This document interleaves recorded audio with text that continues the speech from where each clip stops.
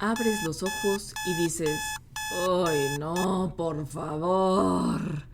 Te autodas 5 minutitos más, solo para darte cuenta de que ya pasaron 20. Sales de la cama en pega, te medio bañas todavía más rápido. Desayuno, ya te comprarás luego un café. Te felicitas porque compraste un carro que te permite desplazarte por la ciudad.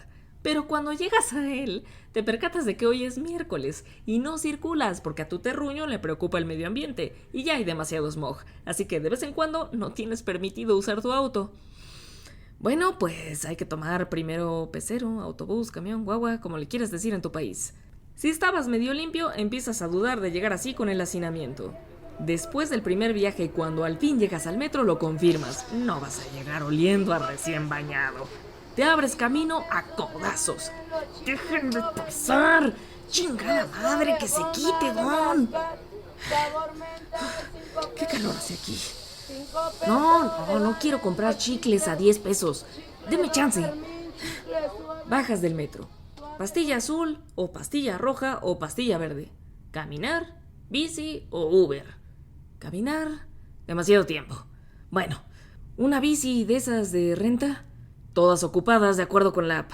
Ya que, Uber. ¿100 pesos por un viaje de 10 minutos? Dios. Bueno, al menos el aire acondicionado te puede alivianar. ¿O no? Porque justo te toca el único Spark en la ciudad que trae el sistema descompuesto.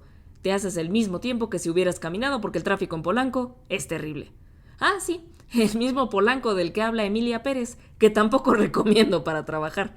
Un barrio de gente bien y fifí que está plagado de oficinas y es la capital de los godines, como le decimos a los oficinistas acá en México.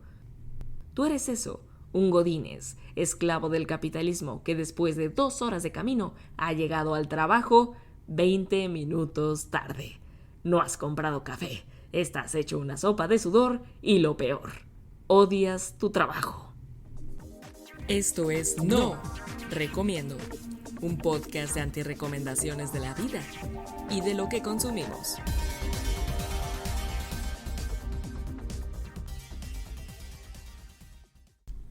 He tenido la fortuna de estar en trabajos que me encantan. Y también he tenido el infortunio de estar en trabajos malos. Esto en varias vertientes, porque hay veces en que la paga de un trabajo puede no ser la mejor, pero la disfrutas. Mis peores experiencias tienen que ver con ser miserable en el trabajo. No triste, no infeliz. Miserable. A ver, en términos generales pasamos 8 horas diarias haciendo algo para recibir dinero y que podamos comer y vivir fuera del trabajo con ese dinero. Y como puedes ver, este podcast se tratará sobre todo de estar empleado, porque ser emprendedor es otra vertiente del trabajo que tiene todavía más vericuetos y que la contemporaneidad se ha dedicado a romantizar con la premisa de que eres tu propio jefe. Hablando de premisas, también he notado que varias personas traen el discurso de querer separar el trabajo de su vida personal, e incluso lo llevan al extremo de decir, no me gusta decir quién soy en relación con el trabajo. Esto se traduce con un, yo no me identifico con el trabajo que hago. Y es interesante esta postura, pero tiene sus riesgos. ¿Realmente podemos separar nuestro trabajo del resto de nuestra vida? Esta pregunta ya la llevó al extremo la serie de Apple Severance, en la que una persona tiene su vida, vamos a decir, normal, y cada vez que entra al trabajo se olvida de quién es afuera. Es como tener 2 existencias para poder sobrevivir a la existencia godines. Y ese es el problema cuando eres miserable en el trabajo. Para poder antirrecomendarte esto tengo que explicar cómo pasé de la gloria al inframundo. Trabajillos he tenido desde antes de la adultez. He intercambiado servicios por dinero desde hace mucho tiempo. He de confesar que en la escuela llegué a cambiar tareas a cambio de algunos pesos. No digo que esto sea lo más ético, ni lo más rentable, ¿eh? También trabajé como mesera en un bar de manera un tanto ilegal, porque yo era menor de edad mientras trabajaba ahí. Pero de eso sí no me arrepiento. La fase de ser mesera o mesero no deberías de saltártela. Da mucha perspectiva sobre el trabajo, el servicio y la vida misma. Además, puede que conozcas personas de lo más interesantes. Cuando estuve en la universidad también trabajé de profesora de historia para chicos de secundaria. Daba clases a un grupo maravilloso y a otro que era el epítome de la adolescencia. No me lo autorrecomendaría porque creo que en ese momento de la vida humana no solo eres un profesor, sino un formador de personas. Y creo que yo no tengo la vocación para ello. En fin, con todo y estos pequeños experimentos, yo empecé a tomarme en serio lo de trabajar hasta después de terminar la carrera universitaria, como tantas otras personas. Creo que hoy pareciera que el desarrollo humano es naces, creces, cursas alrededor de 16, 18 años de educación y ya estás listo para elegir el trabajo del resto de tu vida.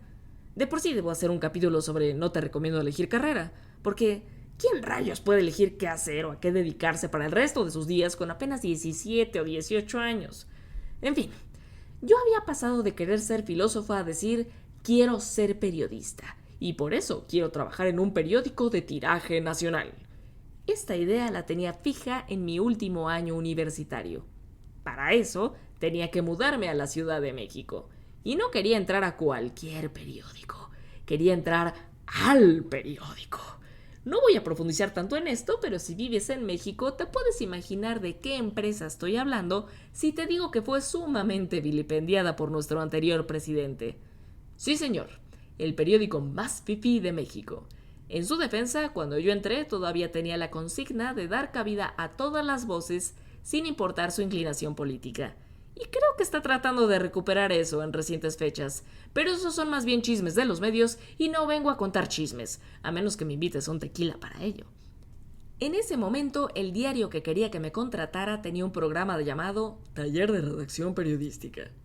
El nombre era bastante poco sexy, pero la dinámica sí que lo era. Todo estudiante de comunicación, periodismo y afines sabía que de ese taller eran seleccionadas las personas que serían contratadas después de un verano. Así que había pocos lugares. Si no mal recuerdo eran 23 o 21 o por ahí. Y aplicaban cientos de estudiantes. Varios filtros de por medio. Había una entrevista con las personas encargadas del taller, luego un examen de conocimientos, un examen de inglés, otro más de ortografía, y si pasabas todo eso te entrevistaban 2 editores de distintas secciones. Las entrevistas en las que más nerviosa me he puesto en la vida, si he de confesarlo. ¿Por qué te estoy contando todo esto? Bueno, porque quiero remarcar lo mucho que quería entrar a ese periódico, a esa empresa. Algunas de las semanas en las que he tenido más estrés y tristeza fueron las 2 en las que tuve que esperar el veredicto para ser seleccionada para entrar al taller. Y a lo que voy es que cuando tienes ganas de hacer algo, en realidad las circunstancias no tan padres se te pueden olvidar. O sea, te podrás imaginar que me contrataron. Yo llegué a trabajar a la Ciudad de México el 15 de diciembre de 2015. Mis jornadas no eran de 8 horas, nunca lo fueron. Eran de 10 a 12, dependiendo del día. La paga no era despreciable para ser mi primer trabajo, aunque tampoco era espectacular, y tenía prestaciones superiores a las de la ley. Lo más importante en esta historia es que yo no tenía amigos en la Ciudad de México, y los que había hecho también trabajaban en el periódico más fifí de México. Los mejores días eran los jueves en los que sí o sí salía a beber con ellos. Francamente, yo me sentía soñada y feliz. Además, empecé en la sección por la que el periódico es famoso, Información Nacional. Mi jefe directo era uno de los mejores periodistas de este país. Me tocó que apresaran al Chapo, me tocó la primera elección de Donald Trump, elecciones aquí en el país. Hermoso, emocionante. Ningún día era normal. No tenía mucho espacio para vida afuera, lo cual me llevó a tener problemas con mi primera casera, que me rentaba un cuarto. Era una señora un tanto aprensiva, sumamente supersticiosa e idiática que por mis extraños horarios de trabajo creía que me dedicaba a vender mi cuerpo por las noches. Sobreviví 9 meses sin internet en esa habitación, pero me recuerdo sentada en la esquina del baño colgándome del internet del vecino para ver la primera temporada de Stranger Things. Y aún así, era yo muy, muy feliz. Porque en cuanto salía de la casa, cuando no me dejaba encerrada la persona esta, era libre y hacía lo que más quería hacer: venderme al cuarto poder, el poder de la información. Y es curioso que me sintiera tan feliz. Quizás soy yo muy simple, porque los griegos consideraban el trabajo, especialmente el físico, como una actividad inferior. Solo los esclavos y los artesanos hacían esa clase de chamba.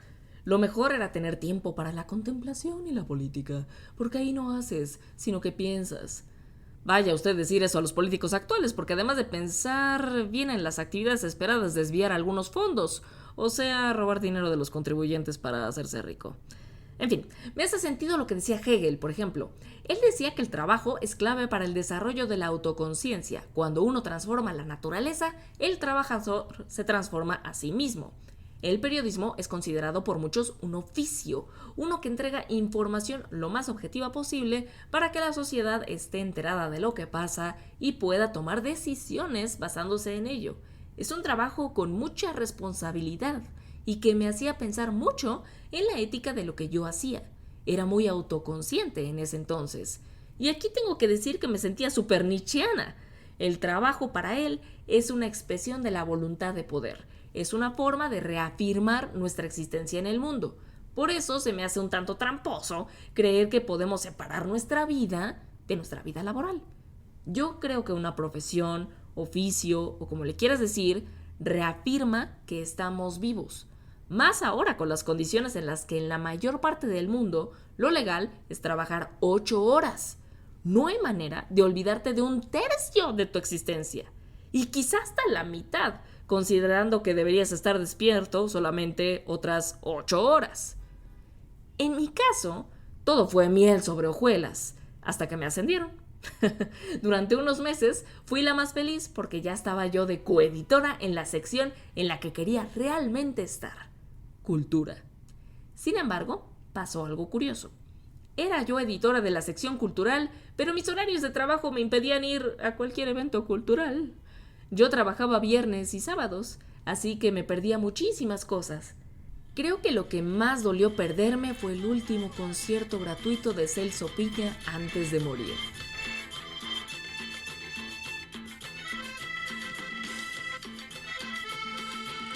Menos mal, el reportero sí me mandó varios videos de eso en el Zócalo. El punto es que trabajar 11 horas en un periódico era el mejor trabajo de la tierra para mí. Ahora que lo pienso, nunca se me ocurrió preguntar si me debían de pagar horas extra. Estaba sobreentendida la idea de que era un privilegio estar contratada ahí.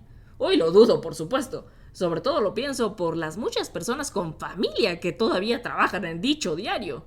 Digo, al final yo era una escuincla sin ningún compromiso y la ciudad era tierra desconocida y virgen para mí. Pero creo que con pareja e hijos las cosas no me parecerían tan sanas en absoluto. Todo acabó cuando se me atravesó el cochino dinero. Una conocida me invitó a trabajar a una agencia de publicidad. Y Dios, recuerdo que en la universidad decía que nada me parecería más terrible que chambear en publicidad. Y bueno, ¿recuerdas del primer capítulo que mi mamá decía nunca digas de esta agua no beberé? Pues aquí también aplicó y decidí irme por unos pesos más a dicha agencia. Nunca se me explicó muy bien el puesto que tendría. Yo entendí que haría localización de anuncios y eso de andar traduciendo cosas de manera creativa me llamó la atención. En realidad yo estaba vendiendo mi alma para ser niñera de adultos, para ser project manager. Desde el primer día en el que nadie se me acercó para capacitarme o decirme qué hacer, pensé, esto fue un error. Con el paso de los días, ya no pensé que había cometido un error, sino una grandísima estupidez. Se me hizo evidente que el equipo en el que yo trabajaba tenía muchísimos problemas de rencillas personales. La mera mera no solo era una mala jefa, sino que si te descuidabas podía ser una mala persona contigo. No voy a entrar en detalles, pero sí que fue una temporada oscura. Sobra decir que el ambiente era muy diferente al del periódico. Nunca había convivido con personas tan fresas, como decimos aquí. Cada país tendrá su manera para referirse a esos seres humanos que se comportan como si pertenecieran a la clase alta o adinerada, sea cierto o no. Total que para el tercer mes yo era la persona con la que empecé este capítulo. Pasaba alrededor de 3 horas en el tránsito para llegar a un lugar odioso, con personas odiosas, salvo honrosas excepciones, en el que me regañaban como si hubiera asesinado a alguien por llegar 15 minutos después de la hora adecuada y querer desaparecer a las 6 para evitarme algo de tráfico. He de decir que la calidad de mi trabajo no estaba en duda, pero llegar a una oficina para enviar correos y pelearme de manera telefónica por anuncios me drenaba el alma. No había día en que no recordara a mi antiguo jefe del periódico cuando me dijo «Te vas a arrepentir». Tenía toda la razón, me di la arrepentida de mi existencia. Conocí justo la depresión en estos días. Recuerda que tengo un capítulo llamado «No recomiendo tener depresión». Y no era de extrañar. No estaba triste en el trabajo, era miserable en el trabajo, odiaba lo que hacía, no tenía verdaderos amigos, tampoco es que tuviera más tiempo libre, y aún así me desvelaba porque escribí una novela en el Inter. Los 3 pesos más que ganaba no lo valían. Y es que el trabajo se presta para la mala salud mental. Con el paso de los años en la historia de la humanidad, el trabajo ganó mala fama a raíz de que los empleadores, se pasaran de lanza. Y es que es muy cómodo como burgués o aristócrata tener a tus minions que te hacen todo. Pero resulta que las personas somos personas, no minions, mucho menos esclavos. De ahí que Karl Marx dijera que en el capitalismo el trabajo pierde su sentido porque se convierte en un medio para el beneficio de otros en vez de un lugar de expresión artística o autorrealización. Él dice que la alienación ocurre cuando el trabajador no reconoce su propia humanidad en lo que produce.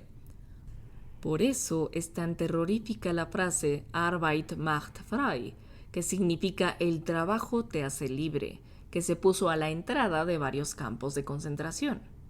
Claro, el trabajo te puede hacer libre e incluso más humano, siempre y cuando no se olvide eso, la dignidad humana. La mayoría de los trabajos hoy en día pareciera que se olvidan de eso. Hice apenas una encuesta rápida y todos mis conocidos tienen historias de terror.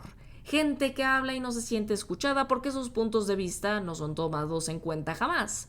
Un superior termina quitando al profesional de su lugar para hacer el trabajo él mismo. Minutos y horas extras que jamás se pagan. Malos tratos, paga peor.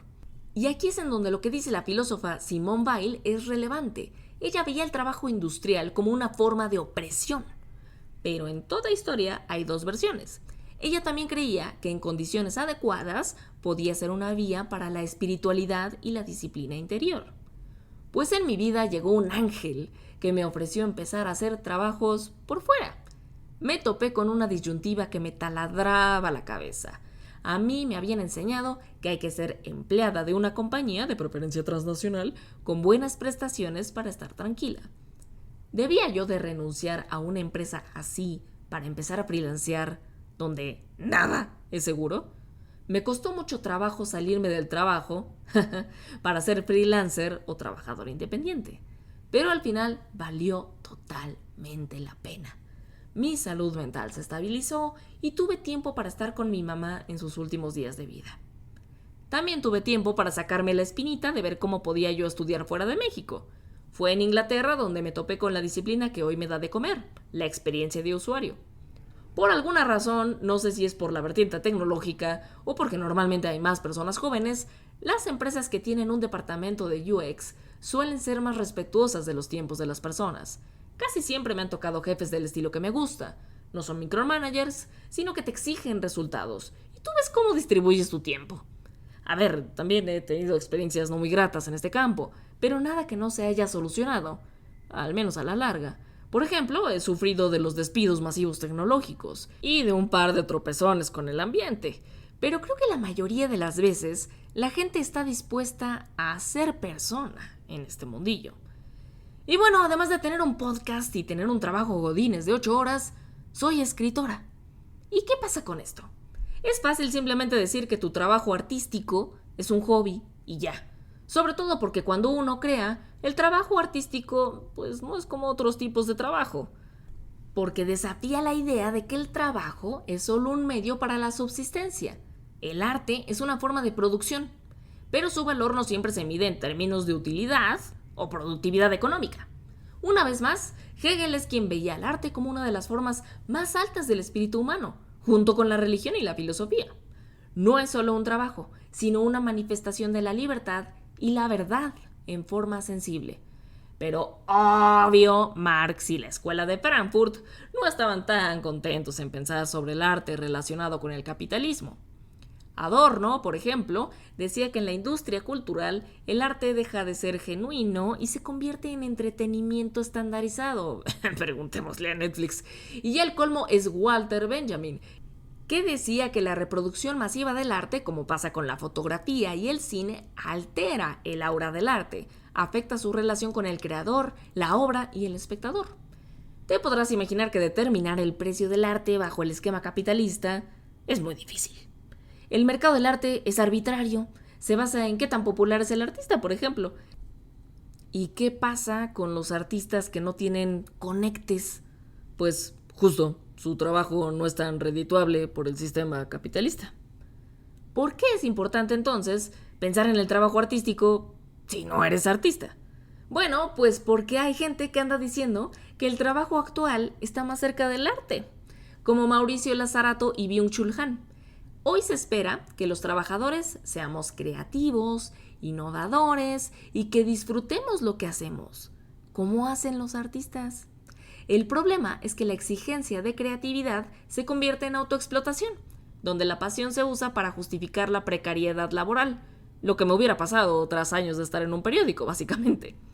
Hoy ya no trabajaría más de 8 horas, al menos todos los días, aunque fuera en el periódico que amé, porque si bien el trabajo me encanta, también me apasionan otras cosas de mi vida, incluyendo el trabajo creativo, por el que todavía no tengo ni idea de cuánto cobrar.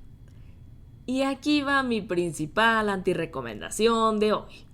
No recomiendo odiar tu trabajo, o más precisamente, no te recomiendo quedarte en un trabajo que odies. Yo sé que decir esto puede ser una falacia, y lo digo desde el privilegio, como se dice hoy. Hay muchas personas que no tienen de otra. Pero ¿realmente tú eres de esas personas? O como yo en su momento, ¿te da miedo intentar otra cosa? Siento que los trabajos pueden convertirse en relaciones tóxicas peores que la que algunos patanazos y patanazas ofrecen allá afuera. Asumimos que es lo que tenemos que aguantar, sobre todo en Latinoamérica, sobre todo en México. Somos el país que más tiempo pasa en oficina, somos sobreexplotados y pensamos que es lo normal, pero no es normal. Si tú eres miserable en el trabajo, piensa que la vida es limitada y que no hay mejor momento para cambiarte. Razones para no hacerlo siempre habrá, pero hay una razón más importante para mejorar 8 horas diarias de la vida. Tú. Bueno, sin más, nos leemos la siguiente semana en Escríbeme Pronto. Espero que el trabajo, una vez más, no afecte mis horarios de trabajo creativo como pasó esta semana. Me disculpo, pero ni hablar. Alguien tiene que darle de comer a mis gatitas, que son las que me mantienen cuerda cuando trato de escribir y de mandar este bonito podcast. Sin más, nos escuchamos y nos leemos la próxima semana, el próximo miércoles. Estaré mandando esa carta desde nada más y nada menos que Brasil. Ahí nos vemos. ¡Mua! Esto fue No Recomiendo, un podcast de antirrecomendaciones de la vida y de lo que consumimos.